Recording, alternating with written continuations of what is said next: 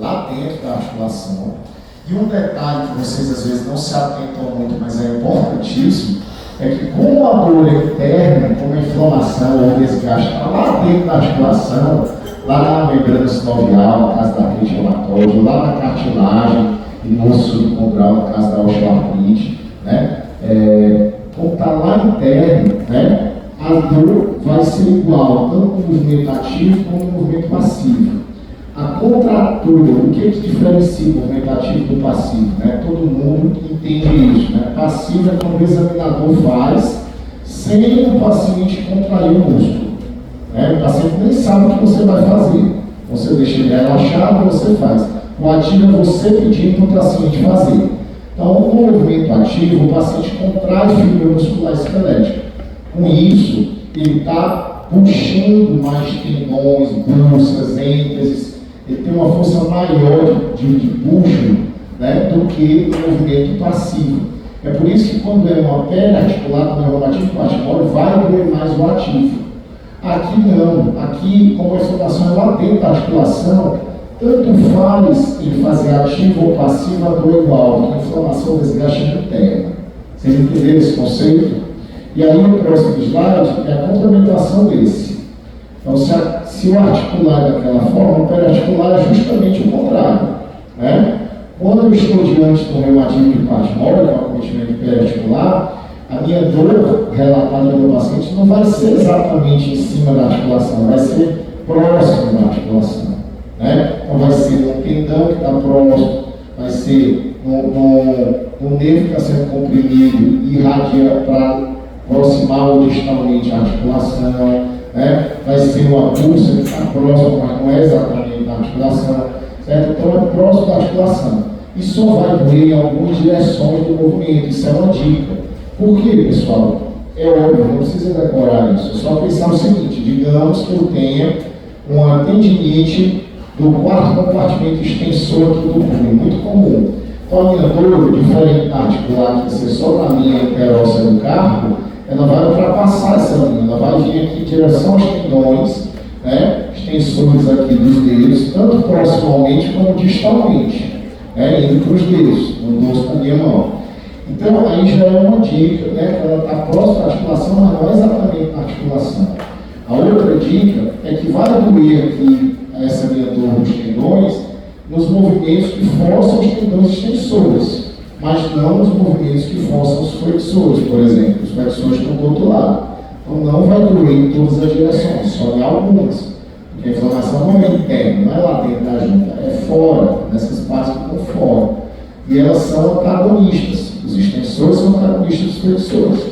Né? Então, dificilmente eu vou ter tendinites dos dois grupos antagonistas ao mesmo tempo. Não é impossível, porque na reumato nada é impossível. Né? Então, não digam nunca, nunca. Mas é improvável, certo?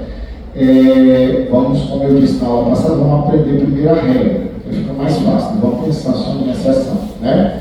E no exame físico, né, você vai ver exatamente isso, vai ver dor, por exemplo, uma tendinite aqui do quarto compartimento extensor do punho, você vai ver uma dor que começa bem antes do punho, aqui nos tendões extensores, e ultrapassa ele em direção aos dedos, porque o tendão é extensor dos dedos, né? Então, você vai ver exatamente isso, que ele passa pela articulação, mas lá além da articulação, os movimentos que vão doer são aqueles que forçam aquele grupamento de tendões e não todos os movimentos, e, como eu já falei para vocês, o movimento ativo aqui, como tem a contração das fibras musculoesqueléticas, né? Quando eu contraio, estico meus tendões extensores aqui, eu vou estar fazendo uma força nesse tendão muito maior do que se eu estivesse fazendo um movimento passivo com o paciente nem sabendo o que eu faria com ele. Tá certo? Todo mundo entendeu isso aí? Quem não entendeu, pergunte agora, porque isso é muito importante. E não tem isso aí bem mastigadinho nos livros. Não tem, certo? O Harrison, última edição, agora, ele fala um pouco melhor que as edições antigas, isso aí. Mas não está assim bem mastigado. Então é importante vocês entenderem esse conceito, tá bom? Vai ajudar demais no dia a dia de vocês.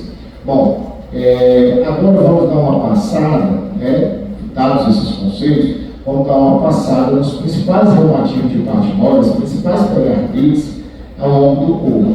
E a gente sempre começa como se a gente estivesse examinando o paciente, né? Do proximal para o distal, né? E aqui vamos começar do membro superior. Né? Então, no ombro, né? A principal causa de dor no ombro é o reumatismo de parte móvel, uma periartrite, que são as tendinopatias, as tendinites do manguito rotador do ombro, tá? E também temos a tendinite bicipital, que a gente vai ver depois, mas vamos começar pelo manguito rotador.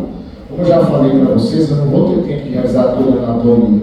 Vocês precisam estar com essa anatomia em dia, que até mesmo o nome dos tendões vão depender da anatomia. Vocês têm que lembrar, por exemplo, que o manguito rotador do ombro, ele é composto por 4 tendões, né? Aqui a visão posterior, o supraespinhal, porque ele nasce acima da espinha da escápula, o infraespinhal, abaixo da espinha, o redondo menor é o que está mais longe do acrônimo, por isso que é o que é menos acometido, né? O supraespinhal, ele nasce aqui no região posterior, mas ele vem lá para a região anterior, o tendão dele, é o que está mais próximo aqui da ponta do acrônimo. Então, a característica da ponta dele que explica o fato do supraespinhal ser um tendão desses 4 mais acometido, tá? E o último, o subescapular, está aqui, ó, na fossa da escápula, né? Na fossa subescapular, certo?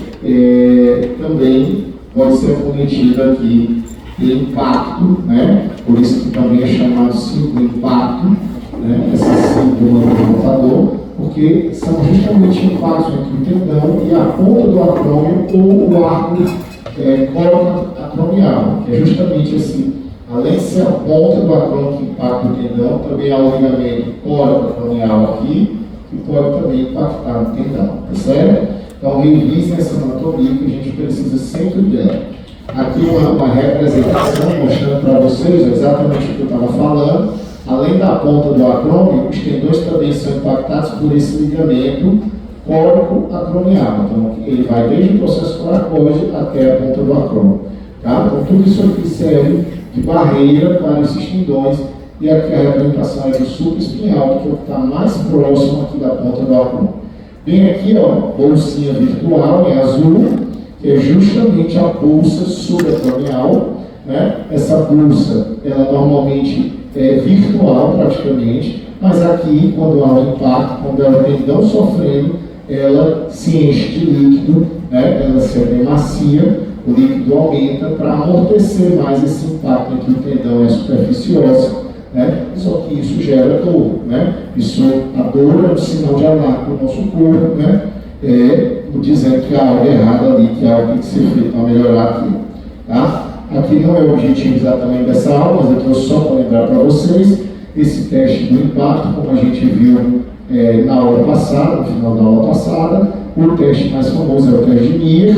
Né? Nier foi quem descreveu essas patologias do impacto do ombro, né, do manguito rotador, e quando você roda, né, o membro superior, colocando o polegar para baixo, né, e fazendo a rotação interna de todo o braço e antebraço, você aumenta essa área de impacto do tendão com o arco coracoacromial, é por isso que sensibiliza o teste. Tá? Aí você faz uma elevação passiva rápida, entre 60 e 120 graus, deve haver o impacto e a dor, e a manobra ser positiva. Né? Quando você encontra esse impacto, né, também pode ser visto nas manobras de Okun, né, de Hawkins, aí você vai fazer aquelas outras manobras que são mais específicas para ver qual tendão cometido. Jogo para supraespinhal, pátrio para infraespinhal, gérgio para subescapular, tá certo? Mas esse não é só revisando aqui o que a gente já viu. E a tendinite bicipital, pessoal, muito importante falar dela, tá?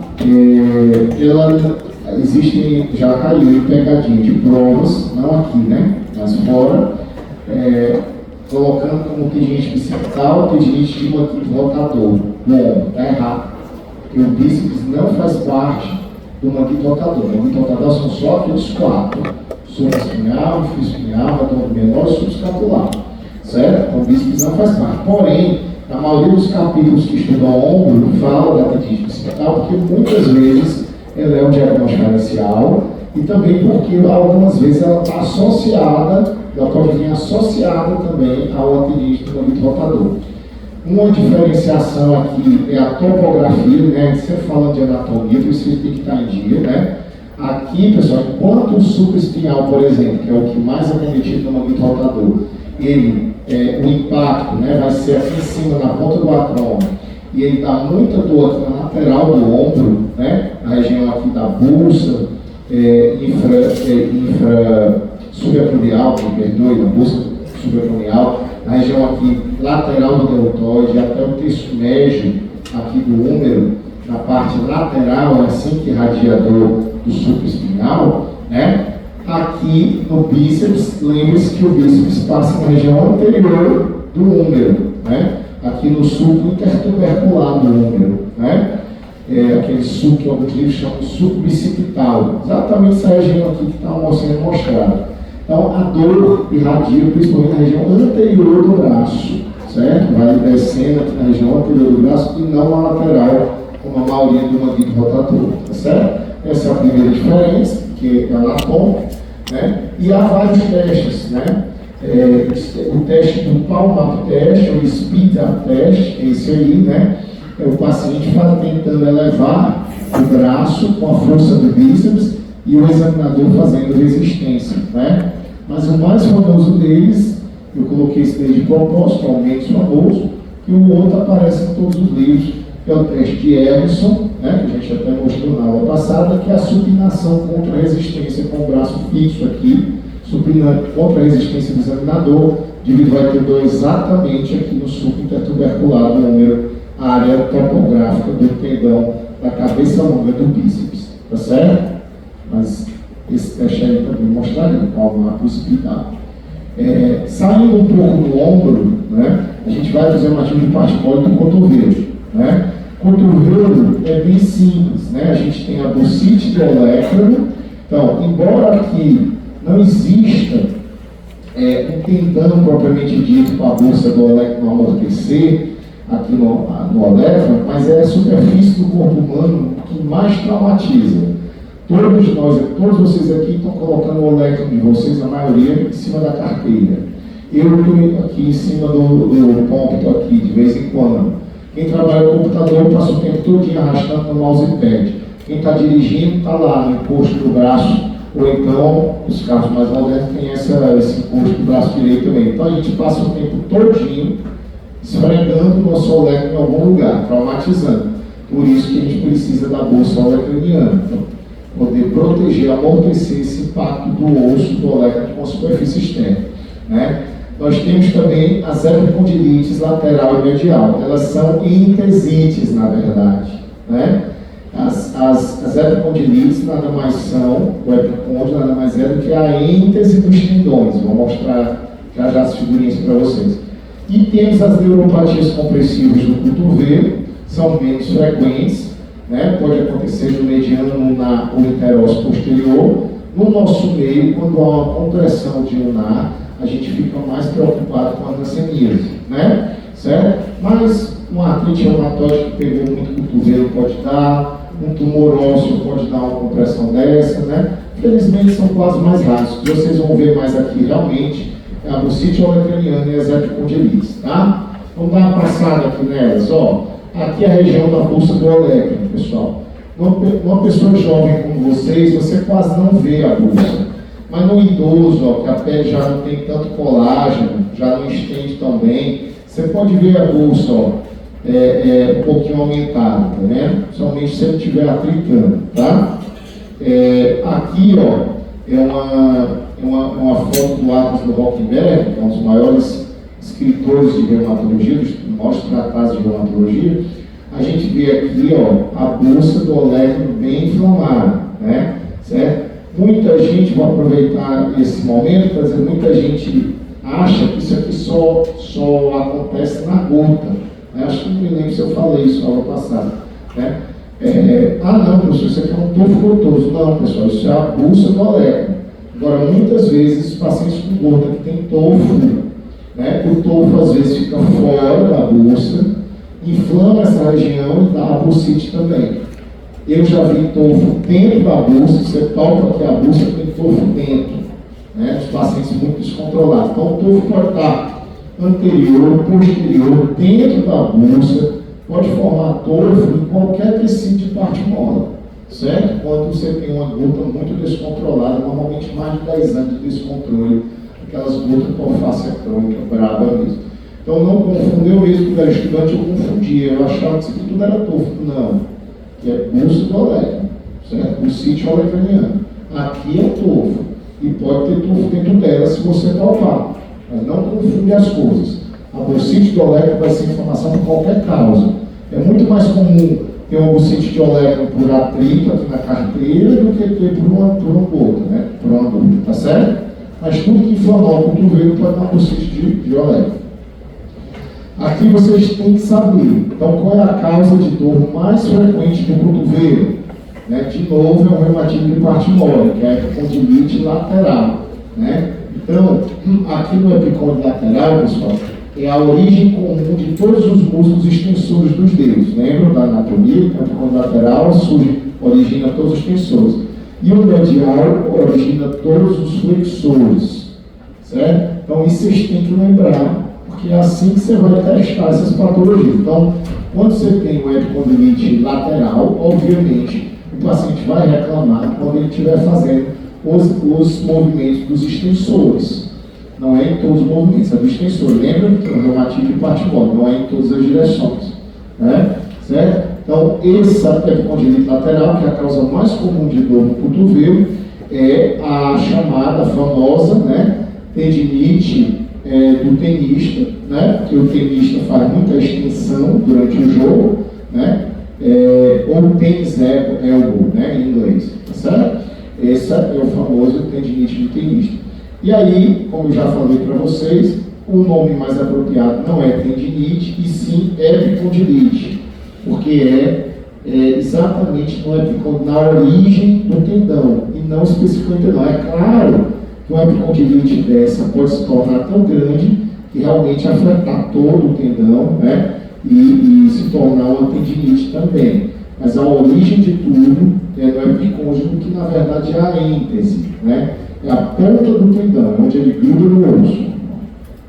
Estou falando isso só para vocês terem o detalhe da coisa. É claro que isso não vai ser cobrado, né? A diferença de uma entesite com uma tendinite, isso ninguém vai nunca ver isso em questão. Para vocês entenderem que é diferente, certo? Embora muito parecido. Bom, o teste aqui seria o teste de Coulson, né? O examinador palpa com o polegar aqui o epicôndilo, que é a êntese dos tendões extensores, e pede para o paciente estender o punho e supinar contra a resistência. Né? Esse é o teste de Coulson. Ou seja, eu estou testando o reumatismo de parte mole, que é uma entesite, que vai dar dor em todos esses tendões que originam aqui, são os tendões extensores. Né? Observe daquele slidezinho do periarticular, que não está limitado a uma articulação, é uma estrutura que ultrapassa a articulação do cotovelo, a dor vai em direção ao tendão, né, aos tendões, né? Esse é o primeiro ponto. Então o paciente já vai chegando na anamnese contando isso, né, que não é limitada a parte da articulação. Observe que não vai doer em todas as direções de movimento do cotovelo, só naquelas que forçam os extensores, como aqui, né, a extensão do punho contra a resistência e a supinação contra a resistência ao mesmo tempo. Né? Então isso é uma periarticular, né, o reumatismo de parte mole. E se vocês forem testar, o paciente vai te contar também, né, que quando ele faz o movimento ativo, vai doer mais do que o passivo. Que quando ele contrai a fibra musculoesquelética, ela vai puxar com mais força esses tendões e essa êntese, que é a ponta do tendão. Tá bom? Isso aí é só para reforçar aquele conceito do slide. Indo para frente, a gente tem os punhos. Né? Nos punhos nós vamos ter, eu escolhi aí, os cistos sinoviais, as tenossinovites e a síndrome do túnel do carpo, certo? Bom, os cistos sinoviais é muito simples, né? Normalmente numa turma de 100 pessoas, alguém tem, né? Pelo menos um aí, certo? É um cisto de partes moles, é bainha de sinóvia dos tendões e não membrana sinovial da articulação, é de tendão mesmo, aqui, né?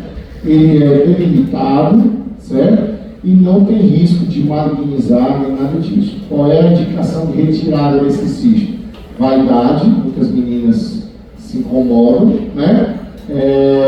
Mas cuidado para não mexer quando ele for muito pequeno, porque há uma grande chance de voltar, então você vai ganhar uma cicatriz e ele ainda vai voltar, certo?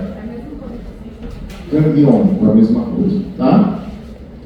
Então, o cisto gangliônico ou sinovial, ele dá muito na região flexora ou extensora do punho, pode dar em outros locais, mas esses são locais mais comuns, né? Então, ele não maligniza, embora tenha esse nome de cisto, é simplesmente um cisto de Bailey sinóvio, né?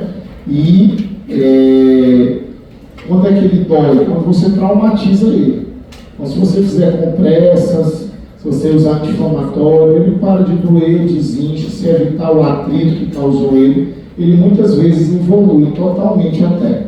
Aqueles casos que ele não evolui totalmente, você fazendo tudo isso, a indicação de retirada cirúrgica seria vaidade, como eu falei, ou compressão de alguma estrutura nobre, como por exemplo, ele está comprimindo um nervinho e dando um sintoma neurológico, tá bom? Que é mais raro, a maioria do pessoal tira por vaidade mesmo, mas como eu disse, cuidado, né? Faça um tratamento conservador primeiro, que há grande chance de voltar, você fica chateado, principalmente a menina, porque o cirurgião não fez direito. Não é porque não fez direito, é porque ele tem grande chance de voltar, certo? Então, só tirar mesmo se ele tiver de um tamanho que incomode demais, realmente esteja muito, afetando muito a sua aparência, ou comprimindo alguma estrutura nobre. Bom, tênis sinovites, pessoal. Um minutinho para falar a diferença de tendinite e patente sinovite, que eu até citei para vocês na aula passada. Olha, é praticamente a mesma coisa uma tendinite e uma patente sinovite. A diferença é que alguns tendões têm bainha de sinóvio, como esses das mãos. Tanto os flexores como os extensores têm grandes bainhas de sinóvio. Então, o correto seria a gente chamar tenossinovite e não tendinite. Mas é claro que se alguém chamar tendinite do flexor dos dedos, ninguém vai jogar pedra, tá certo? Agora, qual é a importância prática disso? Não é só uma questão de nomenclatura. É que as tenossinovites demoram mais para ficar boas. A inflamação de um tendão que tem uma baía de sinóvio, ele fica inflamado, ele inflama uma região maior e fica inflamado por mais tempo. É por isso que as tendinites de mãos e pés, que tem muita baía de sinóvio ali, tanto os flexores como os extensores, demoram mais para ficar boa do que outras tendinites, tá certo? Então, aqui são tenossinovites, são apenas tendinites de tendões que têm baía de sinóvio. De novo, revisem a anatomia, preciso que vocês revisem, né? Lembrar aqui, por exemplo, do tendão comum dos dedos, do flexor comum dos dedos, tá certo? Flexor superficial e profundo, né? O retináculo, né? O retináculo dos flexores, certo? Que muitas vezes aqui, a causa de cintura do carpo, né? Quando o carpo está sendo comprimido. Mas antes de falar da cintura do carpo, nós temos uma tendinite dos flexores, desses flexores dos dedos. Então, algumas vezes, ao nível na mesma altura, não tem nada a ver com a articulação, é apenas a topografia. O tendão, quando passa aqui na altura da cabeça dos metacarpos, é próximo à articulação carpiana, mas está lá no tendão, não tem nada a ver com a articulação, certo? A gente tem uma polia que segura o tendão aqui. Se não houvesse essa polia, o tendão ficaria solto, né? Então, essas polias aqui, algumas vezes, por atrito, elas começam a formar nódulos, tá? Aqui, e esses nódulos vão crescendo. Primeiro eles são um pouquinho doloridos, depois eles vão crescendo, e por último, eles vão realmente travar o dedo, fazendo o nosso chamado dedo em gatilho, tá? Dedo em gatilho porque o dedo trava, né? Como se fosse uma bainha de uma espada. Ele passa por um lado, mas ele não volta. Então, por que é gatilho? Você tem que puxar o dedo, dar um gatilho, e dói bastante quando ele destrava esse nódulo, certo? Então, esse é o chamado dedo gatilho, que o nome técnico nada mais é do que uma tenossinovite de um tendão flexor desse aqui, certo? Dos dedos, tá bom? Vamos lá. Aqui, revisar os extensores dos dedos, o sítio comum de várias tendinites, tenossinovites aqui das mãos, né? O mais famoso é o do primeiro compartimento extensor. Eu não vou ter tempo de rever toda essa anatomia com vocês, mas, olha, o primeiro compartimento extensor está bem aqui, tá certo? O abdutor longo do polegar e o extensor curto do polegar. Primeiro compartimento, aqui na tabaqueira anatômica. Essa é a famosa tendinite de Kerven, né? A gente tem a tendinite novífica do quarto compartimento extensor, também muito comum, que a área do tendão dela é muito grande, ó, aqui mesmo no meio, né? Muito comum para o movimento repetido, né? Assim como a do primeiro compartimento. E a do sexto, né, que é o extensor lá do carpo, ele se associa muitas vezes a quadros de artrite reumatoide. Então, pacientes que têm artrite de punho, muitas vezes têm também essa tendinite novífica do sexto compartimento. Então, eles são importantes, vocês devem rever, né? A tendinite novífica de De Kerven, né, é essa tendinite do primeiro compartimento extensor dos dedos, né? Tá certo? Mostrando edema, mostrando dor nessa região, e vocês têm que saber a manobra, né, que é a manobra de Finkelstein, ou Finkelstein, como queiram, né? Coloca-se o polegar na palma da mão, todos os dedos são fletidos, com o polegar dentro, na palma da mão, né? E é feito esse desvio aqui pro lado, né? Esticando esses tendões extensores do primeiro compartimento, e essa manobra está forçando o primeiro compartimento extensor, e quando ela é positiva, é o sinal clássico da tendinite ou tendinossinovite de Kerven, certo? Aqui, ó, teste de Finkelstein, mesma coisa, só que em foto, né? Bastante doloroso.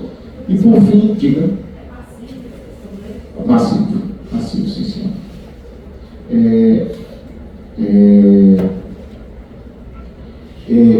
A síndrome do túnel do carpo, eu já comentei um pouquinho com vocês na outra aula, é a neuropatia periférica compressiva mais comum do ser humano. A neuropatia periférica mais comum do ser humano é a diabética, mas a compressiva é a síndrome do carpo. Por isso que ela é tão comum, por isso que ela é tão estudada, por isso que é tão importante conhecer isso aqui, né? E o que é a síndrome do carpo? Por definição, é a compressão do nervo mediano ao nível do punho, né? Normalmente ali no retinato dos flexores, certo? Agora, tem 1001 causas, desde causas fisiológicas, como o edema do punho pela gestação, até causas patológicas, onde a principal é o movimento repetido do punho em qualquer tipo de atividade, né? Várias doenças se associam a isso também, como diabetes, né, descompensado, hipotireoidismo, pelo edema do punho, tudo que é macio punho pode dar síntoma do carpo. Hanseníase, artrite reumatoide, e aí a lista tem nó, meloidose. A gente poderia passar a manhã todinha falando só de síntoma do carpo. A história soberana, né? Então, aquele paciente que sente parestesias, desestesias, né? Dores mesmo do tipo neuropático, que acomete a topografia do nervo mediano, que é do primeiro dedo, né, até a parte mais lateral do quarto dedo, certo? Principalmente, certo? E por que piora à noite? Por que é uma piora noturna? Porque você já tem ali uma causa, né, determinada ou pré-definida de aperto do nervo mediano, naquela região do carpo, mas à noite, independente de qual seja a causa inicial da síndrome do carpo, à noite vai piorar. Por que piora? Porque à noite todo mundo dorme ou com o punho fletido ou estendido. Pouquíssimas pessoas dormem com o punho reto, certo? Com isso, quando você, depois de muitas horas, você com o punho fletido ou estendido, você aumenta a pressão intracarpal. E aí aquilo que já estava apertado vai ficar mais apertado ainda, e os sintomas pioram muito. E aí você pode ser até acordado por essa dor neuropática no meio da noite. E o chacoalhar das mãos, quer dizer, fazer esse movimento, acordar, fazer assim, melhora, que tira um pouco a pressão do carpo, né? Certo? Então, vocês têm que saber essa anatomia de cor, né? Olha, primeiro aqui para a figura de baixo, veja como o nervo mediano, que é o amarelinho, ele está espremido ali entre tantos tendões flexores, né? O próprio retináculo do flexor espreme aqui em cima e imensos tendões, né? Aí, se tiver qualquer coisa que é demasiado, seja líquido de uma gestação, seja peptídeos glicanos do diabetes descompensado, seja líquido do hipotireoidismo descompensado, chega-se no VIT da artrite reumatoide, seja artrite de uma hanseníase, qualquer coisa que aumente aqui, seja um aumento ósseo, uma acromegalia, vai apertar mais esse nervo e dar mais esses sintomas nessa topografia do nervo mediano.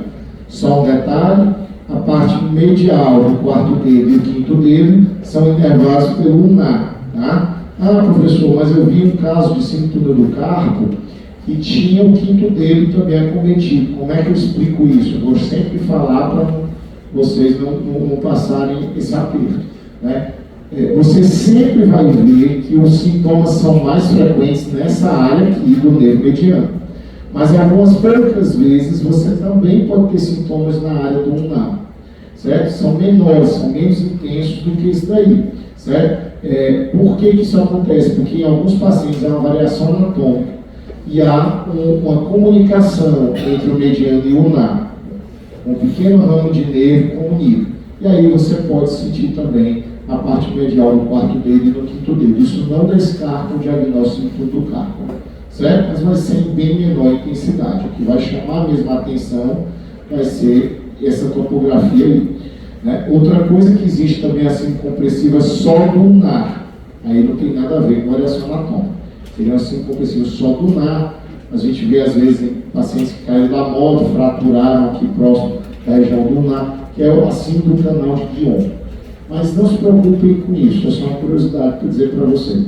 Aqui eu quero que vocês apliquem a síndrome do carpo, que é a mais comum. Bom, aqui de novo, mostrando a área que vai doer mais, né?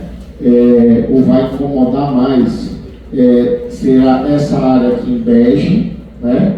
Que é a área do mediano, a área amarela clarinha do ulnar, certo? De novo, em aumento maior, né? Essa partícula do carpo, vocês veem como é sofrido sobreviver aqui no túnel do carpo. É como se fosse um ônibus superlotado na hora do almoço, né? Bom, relembrando, né? Aqueles testezinhos da aula passada, o teste de Tinel, né? Estender um pouco o punho e percutir o mediano justamente aqui na região do retináculo dos flexores, na parte bem mediana aqui do punho, né? Você vai reproduzir os sintomas de dor, né? Dor neuropática associada à parestesia ou desestesia, irradiando a topografia do nervo mediano para os dedos. E o sinal de Foley, né? Ele está preparando aí para fazer o sinal de Foley, Atlas do Rockenberg de novo, né? Mas o ideal é que você encoste aqui o dorso do punho no outro para fazer o Foley perfeito, né? Certo? Vamos lá. Aqui é o seguinte, é só uma foto interessante para fazer um comentário também interessante. Por que é tão importante fazer o diagnóstico e o tratamento precoce de síntoma do carpo, né? Porque ela fica anos com sintomas só sensitivos, sem grande repercussão motora. Então, o paciente pode demorar muito para ir no médico, demorar muito para ser diagnosticado, mas quanto antes você fizer isso, melhor. Né? Então, deveria se informar mais a população geral sobre essa patologia, deveria se capacitar melhor os médicos generalistas para isso. Né? Por quê?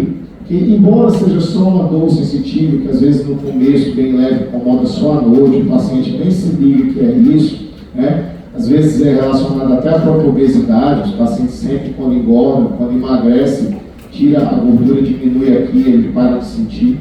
Né? Embora haja isso, ficam muitos anos só no sintoma sensitivo, sem grande repercussão.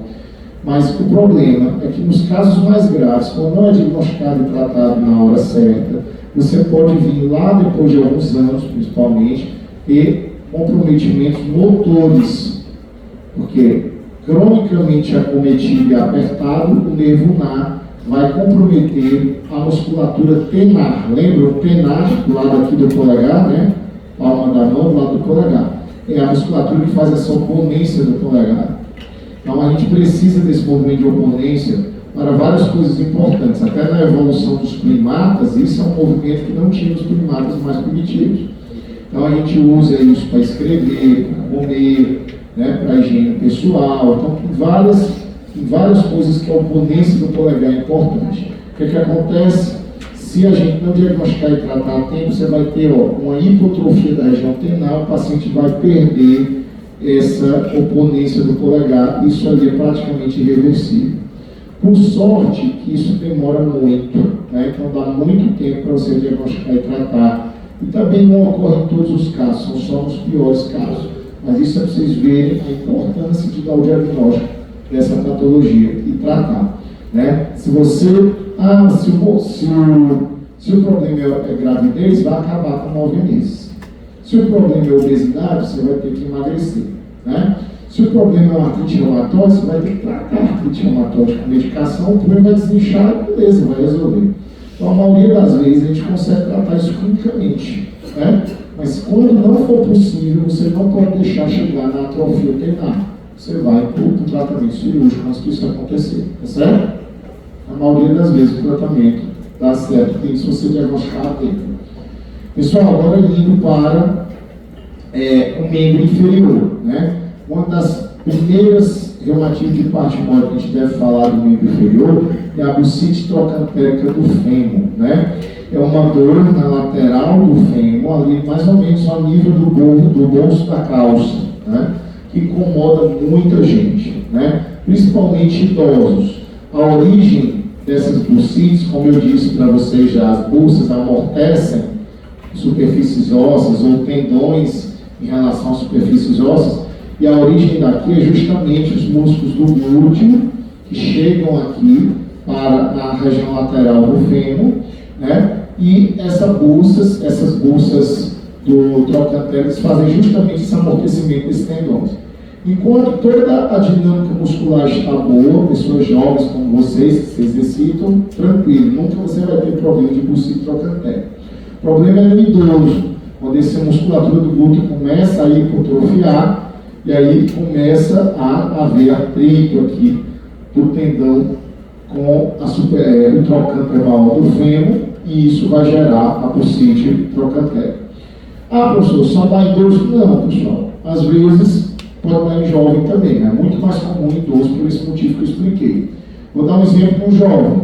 Digamos que um paciente de 20 e poucos anos caiu de uma moto, fraturou uma tíbia, tem nada a ver com o fêmur, mas pular aquela gaiola, se vocês já viram, aquela gaiola da ortopedia, né, aquele fixador externo, pular com a tíbia parada por 60 dias lá no JF, deitadinho.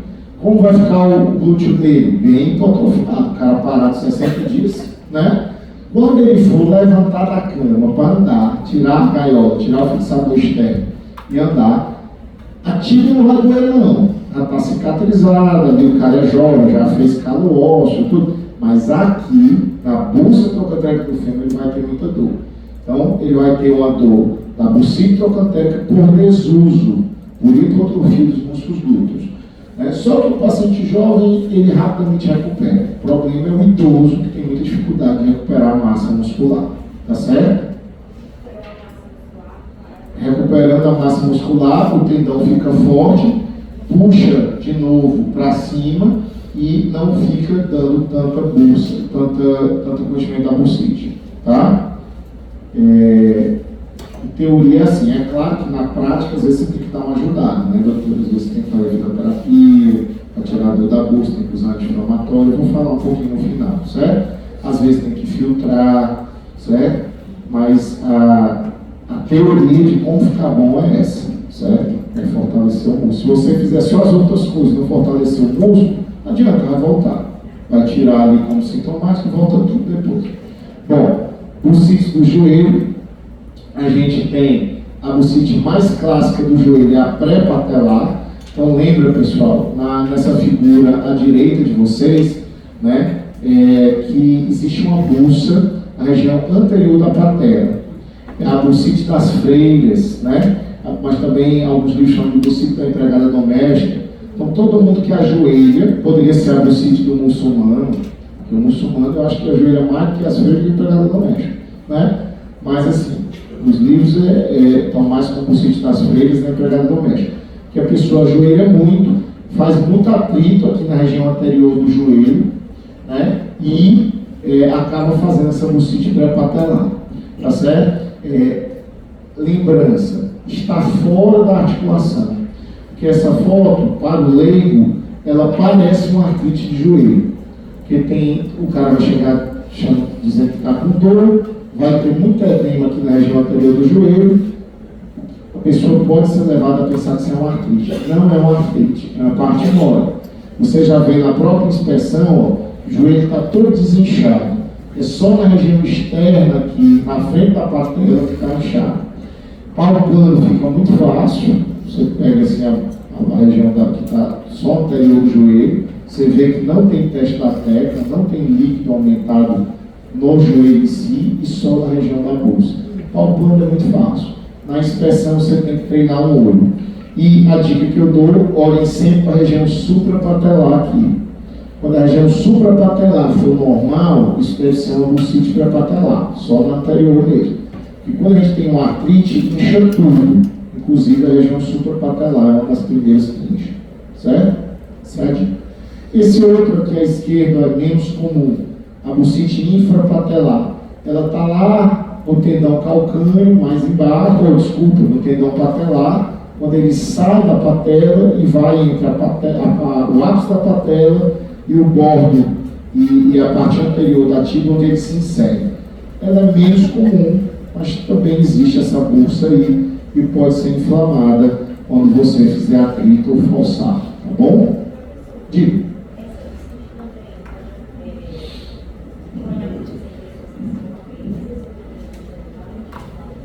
Pode sim, pode.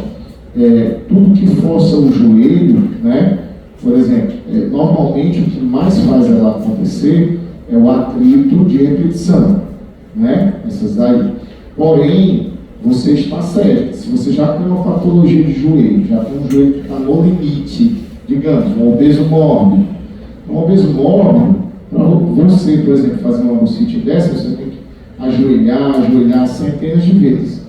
Um obeso mórbido, às vezes é só o fato dele ajoelhar ali para tentar se calçar, mas uma vez já faz, entendeu? Então é mais fácil você fazer uma bursite dessa ou uma lesão de ligamento no joelho, né? Para um paciente que já tem deformidades, como você comentou, ou já tem fatores de risco para lesões de joelho, como a obesidade, principalmente a obesidade mórbida, tá? Mas o principal é atrito. Tá bom? Até pela topografia dela, né? Pela topografia anterior dela. No caso do gênio valvivaro, claro que vai dificultar até quando você vai abaixar, subir escada, mas ele dá mais do que essa bursite, ele vai dar as lesões dos ligamentos colaterais, certo? Mas, claro, é fator de risco também para isso, certo? O que mais? Lesão ligamentar interna, né? Lesão ligamentar interna, como uma cruzada anterior, deixa o joelho instável, né? E também pode se associar a mais episódios de bursites, né? Porque o joelho fica instável, se ele tiver o menor atrito, pode machucar mais fácil. Então o joelho é uma caixinha, eu brinco que é uma caixinha de surpresas, né? Quando mexe com uma coisa, mexe com outras, né? Agora, diferencie bem os locais dos acometimentos, porque aí fica mais fácil de você dar o diagnóstico, certo? Porque veja que no joelho os acometimentos são anterior, posterior, medial e lateral. Então isso facilita, né? E quando é artrite, aí pega tudo, né? Então a principal causa, né, de edema só anterior é a bursite pré-patelar. Certo? A principal causa de edema só anterior. A principal causa de dor anterior já não é essa bursite, é a condromalácia. Certo? A gente até mostrou o teste da condromalácia, certo? Então, agora, por exemplo, se a gente aqui, ó, bursite pré-patelar, né? Que é a região bem anterior, tá vendo? A bursa fica à frente da patela, tá? Aqui, o que eu estou falando para lembrar do joelho, lembrar dos compartimentos. A principal causa de dor posterior do joelho é uma outra bursite.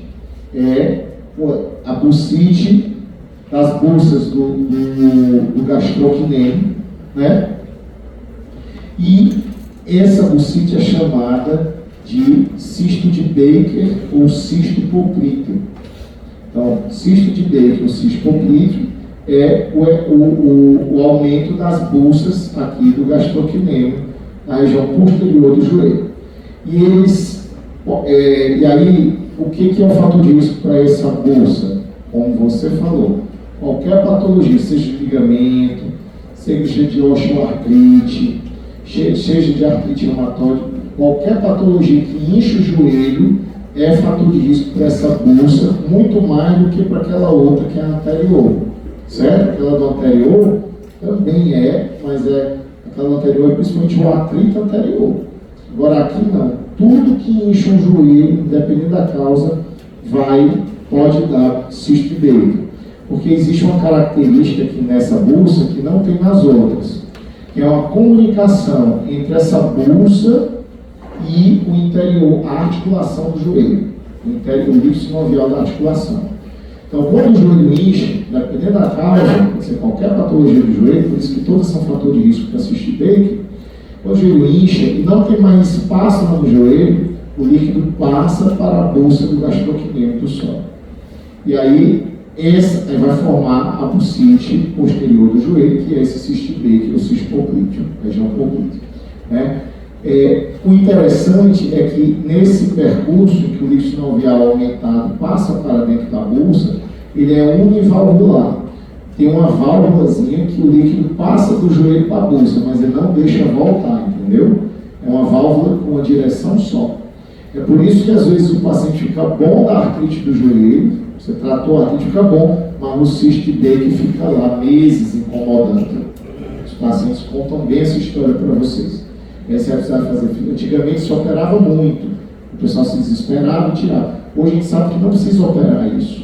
99,9% das vezes, se você fizer fisioterapia, se você resolver o problema que estava inchando o joelho, fizer a fisioterapia, você vai ter conservadoramente uma resolução dessa bursite, desse cisto.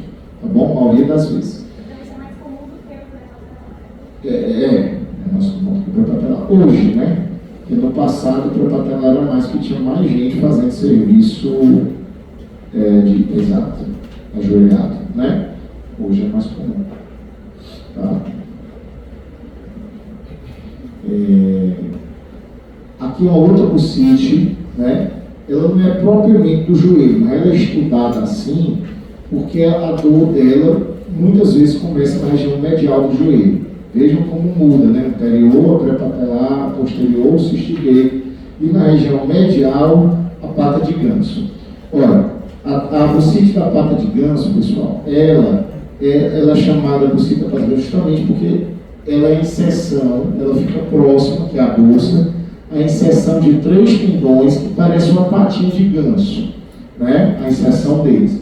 Então, é o sartório, né? O semitendíneo e o grácil, né? Então os 3 vêm aqui e passam pela região medial do joelho, já doendo quando tem tendinite deles, por isso que é um diagnóstico diferencial de dor medial dos joelhos, certo? E a ponto de dor maior vai ser aqui na inserção desses tendões ao nível da região medial proximal da tíbia, tá? E aí você vai ter, né, as tendinites e a bursite anserina ou da pata de ganso. Sartório, grácil sempre tendinoso, na parte medial da tíbia é o ponto mais dolorido, mas ele já vem doendo da região medial do joelho, por isso que ele é estudado aí como uma reumatismo de parte mole do joelho, certo? Dúvidas nesse aqui? Esse aqui, falar a verdade para vocês, não dá sem ultrassom para você diferenciar se aquela dor ali é da pulsa ou é do tendão, certo? Não dá, porque é tudo muito junto. Mas não faz diferença também. Você faz o tratamento para bursite anserina ou para tendinite anserina, que é a tendinite da pata de ganso, ou bursite paraganso, o tratamento é o mesmo, né? Anti-inflamatório, fisioterapia, tá certo? Evitar os exercícios que forçam aquele movimento, tá bom? Agora, com o ultrassom você consegue diferenciar se está mais inflamado o tendão ou a bursa. Na verdade, a maioria das vezes tem as duas coisas, né? Porque a bursa só vai inflamar quando o tendão estiver sendo impactado, estiver sendo forçado. Né? Normalmente, não é 100% das vezes, a gente tem uma bursite que vem de uma tendinite. Do mesmo jeito que tem a bursite trochanteriana que vem de uma tendinite de glúteo, né? A gente tem aí a bursite acerina que vem de uma tendinite desses tendões da pata de ganso. Do mesmo jeito que tem a bursite subacromial que vem de uma tendinite normalmente aqui do manguito rotador, certo? Assim vai, mas não é 100%. Às vezes você encontra só a bursite sem tendinite. Bom, fasciite plantar, como eu falei, fáscia, tecido conectivo que envolve várias partes do nosso corpo. A mais comum, a que traz mais pacientes a reumatologistas, é a fasciite plantar, né? Então você tem a fáscia que vai desde a região anterior do calcâneo até a ponta dos dedos, e essa é a característica da dor. O paciente com fasciite acorda de manhã, quando bate o pé no chão, ele já vem doendo, né? Desde essa região aqui anterior do calcâneo, irradiando para frente, né, para a região dos metatarsos, certo? O ponto de dor vai ser exatamente esse, vai fazer a palpação na região mais anterior do calcâneo e a dor vai irradiar para frente do pé. E as lesões do tendão calcâneo, olha o tendão aqui do calcâneo, tendão aquileu, né? Aqui a gente vai ter a região da inserção, que é a êntese dele, e próximo à êntese as bursas que amortecem o tendão aquileu em relação à superfície posterior óssea do calcâneo. Imagina se não tivesse essas bursas, talvez esse tendão se rompesse muito mais facilmente, certo? Que é uma região que a gente força muito, né? Principalmente exercícios físicos, né? Corrida, futebol, vôlei e muito mais. Quando você inflama esse tendão por muito tempo, por muitas vezes, tudo que cronifica o nosso corpo, toda inflamação, né, o desgaste, principalmente inflamação, que fica se repetindo muitas vezes, o que acontece no nosso corpo? Calcifica, né? Então, esse é a calcificação desse tendão aquileu, depois de muito tempo sendo desgastado, acometido ali, né? Seja por movimentos repetidos, seja por obesidade, seja por calçado errado, enfim. Há doenças também que colaboram para essas ênteses calcâneas, como a psoríase, por exemplo, é o melhor exemplo de doença que vive inflamando os tendões, né? Aí, quando chega nesse período muito crônico, o tendão já é calcificado, o paciente passa a ter dor não só pela inflamação do tendão, mas até pela própria calcificação, né? E aí a gente chama de esporão de calcâneo. Esse é o esporão posterior, né? Super posterior, né? Que é o que vem do aquileu, justamente a calcificação do aquileu, tendão do aquileu. Lembrar que a gente pode ter também o esporão anterior-inferior, que é esse que sai aqui da região anterior do calcâneo e vem em direção à fáscia. Aí é a própria fáscia, a própria inserção da fáscia plantar que se calcifica. Então, há pacientes que têm dor nos dois locais, tanto aqui na região posterior superior como na anterior-inferior do calcâneo. Aí você vai palpar o local e ver, tá certo? Bom, todos aqui são os principais, perguntou? Popularmente esporão de carro, exatamente, esporão de calcâneo. Bom, esses são os principais reumatismos de parte mole, pessoal. Um dos problemas que a gente tem é que não existe tudo isso num capítulo só. Vocês vão ver na bibliografia no final, que eu coloco um capítulo de vários capítulozinhos pequenos, porque não está tudo reunido num capítulo só. É muito difícil encontrar um livro que tenha tudo no capítulo só. Então eu tentei fazer o apanhado dos principais para vocês. E como é que você conduz esse reumatismo de parte mole? Então você vai pedir, primeiro, a anamnese e o exame físico já te dão um diagnóstico 99% das vezes. Quando você tem um conhecimento anatômico e sabe examinar, 99% das vezes você não vai precisar de exames. Professor, e quando é que eu vou precisar de exame laboratorial? Quando você desconfia, DS é doença sistêmica. Né? Então, exemplo, eu estou lá diante de uma sintotura do carpo, que eu vejo uma artrite de punho. Então, o paciente não faz movimento repetido, não está grave, não é obeso, mas tem artrite de punho, é uma menina jovem, na idade de vocês. Ela pode ter artrite reumatoide, né? Então eu preciso, principalmente se for bilateral, se tiver artrite em outras articulações da mão, então eu vou pedir exames laboratoriais para investigar isso. Vou pedir fator reumatóide, vou pedir NSSP, vou pedir hemograma, vou pedir VHS, PCR, entendem? Então é aí que eu vou pedir. Outro exemplo, tem a estrutura do carro, não tem nada disso, não tem nada de artrite, mas é um paciente diabético que já tem 10 anos com diabetes controlado. Eu tenho que pedir uma hemoglobina glicada, eu tenho que pedir uma glicemia. Vocês vão ver na segunda aula que vai falar de novo disso, da estrutura do carro relacionada ao diabético descompensado, isso é muito comum. E assim, eu poderia passar aqui o dia todo falando exemplos, né? Um hipotireoidismo descompensado, dando tendinites, né? E aí tem muitos exemplos que a gente poderia dar. Então, a gente vai usar exames laboratoriais para a gente desconfiar que possa ter doenças sistêmicas envolvidas com aquela manifestação. Senão, não vai precisar, certo? Radiografias e ultrassonografias são os que mais a gente pede, né? Para confirmar a nossa impressão de anamnese e exame físico.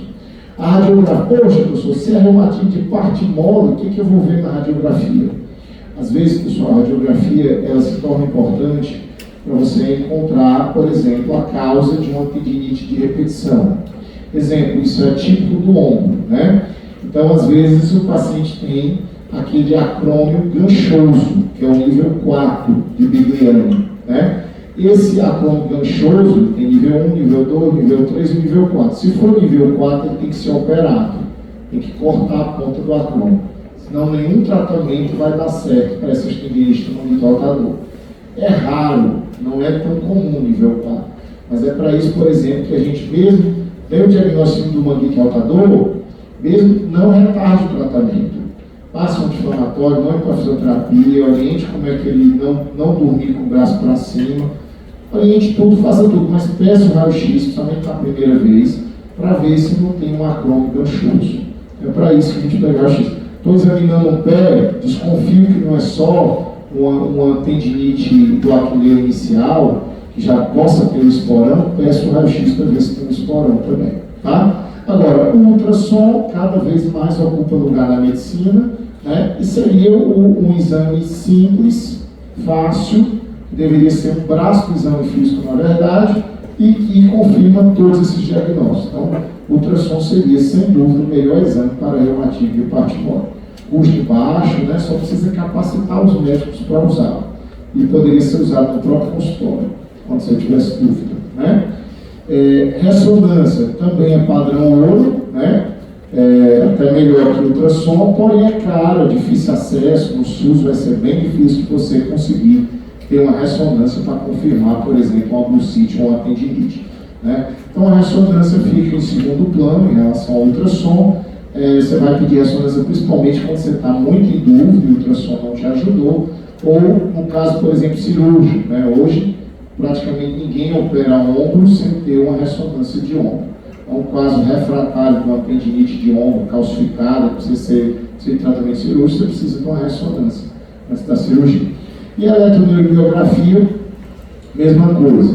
A maioria das vezes a gente dá os diagnósticos de uma lombociatalgia, de uma dor, de uma raiz comprimida a nível de cervical, ou mesmo do síndrome do carpo sem eletroneurobiografia, só com quadro clínico e exame físico. Tá certo?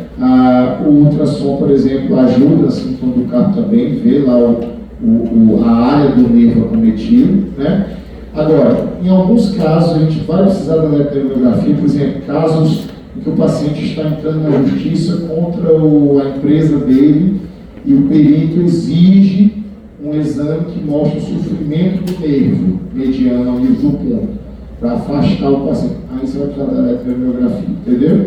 Então, eletroneuro e ressonância você vai usar mais raramente. Só quando você tiver um motivo, assim, uma cirurgia, ou um caso muito difícil, ou uma cirurgia, programar uma cirurgia com ressonância, ou para resolver uma questão laboral jurídica, né, numa perícia médica com eletromiografia, que há muitas pessoas que simulam também, né, mas O exame do dia a dia é ultrassom, às vezes raio-x e exame laboratorial, quando você desconfia de alguma doença sistêmica relacionada àquele reumatismo de parte motor.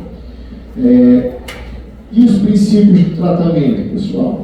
Né? Em todo mundo que pode usar, que não há contraindicação, a gente normalmente faz anti-inflamatório não esteroidal, né? 7 a 14 dias, dependendo da intensidade do problema. Lembrar de proteger o estômago com o inibidor de bomba de próstata quando for o caso, quando houver indicação. Né? Um repouso relativo daquele local ali que está cometido, tá certo? Então, ensinar também posturas, por exemplo, não adianta você tratar um manguito rotador e o paciente está dormindo lá com o ombro para cima, ultrapassando a linha do ombro. Não vai adiantar, ele vai ficar inflamando ali à noite. Então, além do repouso relativo, é importante orientar as posturas. A gente tem muitas órteses que garantem que o paciente fique na postura correta enquanto ele está ruim. Né? A fisioterapia, sem dúvida, está indicada para quase 100% dos casos, embora muitas pessoas não façam, mas deveria fazer. Infiltrações com glicocorticoides nos quadros mais difíceis, ou que você quer uma melhora mais rápida, certo? Tem que ser feito por profissionais treinados, normalmente ortopedista e reumatologista, porque eles têm algumas complicações e tem que ser feito com a técnica certa. E cirurgia, quando você não conseguiu resolver com essas condutas conservadoras.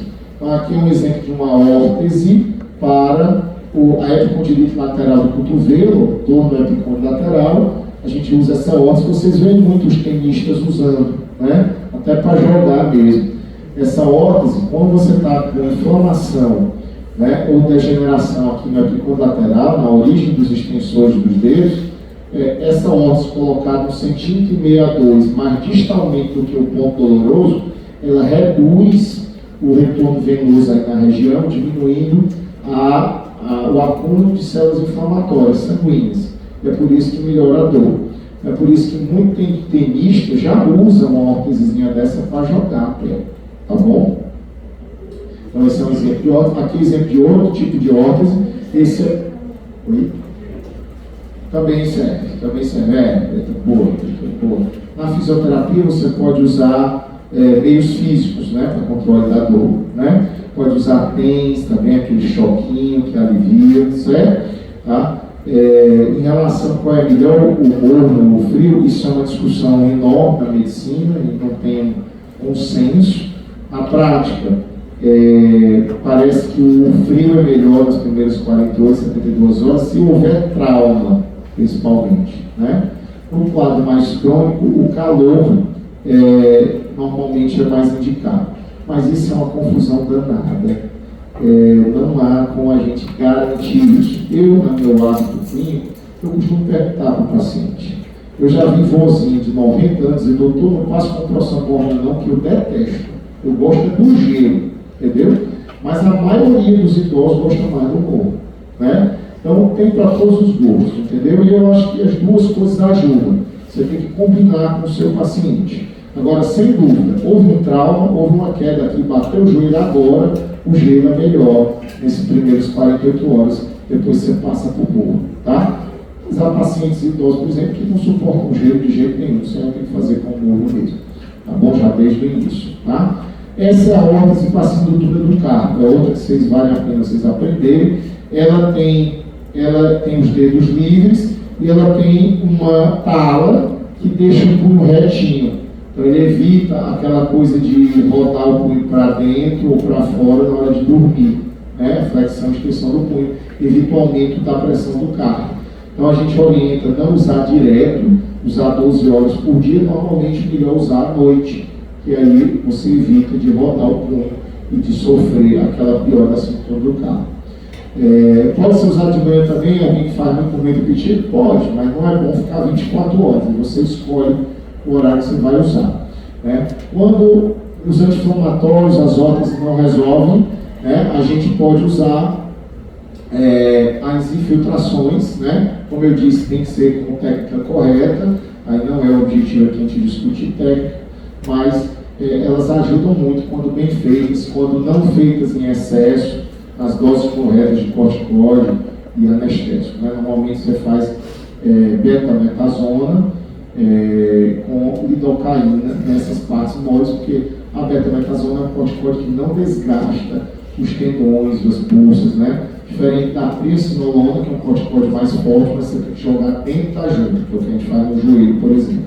Se você jogar a triacinolona em partes moles, ela pode corroer. Então tem vários detalhezinhos que precisa ver. É uma coisa realmente para o especialista, ou para o ortopedista, ou para o reumatologista. Eu não aconselho vocês fazerem infiltrações que podem ter efeitos adversos complicados, mas também não é nada de outro mundo. Se você for treinado, ficar um mês no serviço de ortopedia ou de reumatologia, você aprende, qualquer um aprende, tá? Bom, aqui é o dedo gatilho, né? Tem o sinovite do tendão flexor, que faz aquele nódulozinho e gatilha o dedo, tá?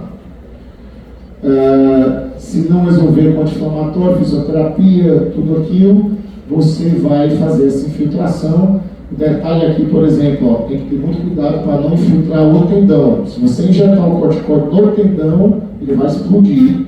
Você vai ter um problemão, o paciente vai ter que operar o tendão, é um inferno. Você vai ter que injetar só na bainha do tendão, que é onde forma o nódulo. Então existem algumas dicas, né, para você fazer isso às cegas, mas hoje você tem o ultrassom para te ajudar também, né? Quem sabe usar o ultrassom facilita, você não é. Não deu nada certo, né? Nada melhorou, vai para o tratamento cirúrgico, você opera o nódulo e aí resolve isso. Naquele dedo ali vai ser muito difícil voltar até acometimento, tá certo? Aqui a infiltração da cintura do carpo, né? Tem uma boa eficácia, agora incomoda, é chatinho de fazer isso aí, né? O paciente reclama, mesmo com anestesia, então é uma coisa que a gente não faz tanto porque é incômodo para o paciente, mas funciona, tem um bom resultado. Muitas vezes a gente faz isso aí sem corticóide, com acupuntura. Com eletroacupuntura melhora demais a cintura do carpo também. Agora veja, tudo melhora o sintoma, mas você precisa corrigir a causa. Se você não corrigir a causa, vai voltar, né? Certo? Não resolveu de jeito nenhum a cintura do carpo, opera, antes que gere aquela hipotrofia da região tenar. Então a cirurgia é sempre o último recurso. Não conseguiu resolver com os tratamentos clínicos, né, com medicação, fisioterapia, com órtese e com infiltração, opera. Não deixa chegar em sequelas, tá? Claro que quem opera são os ortopedistas, né? A gente caminha. Essa seria a infiltração mais fácil de fazer da bursa trocantérica do fêmur. Por que ela é mais fácil? Porque abaixo da bursa só tem o trocânter do fêmur. Então aqui não tem risco.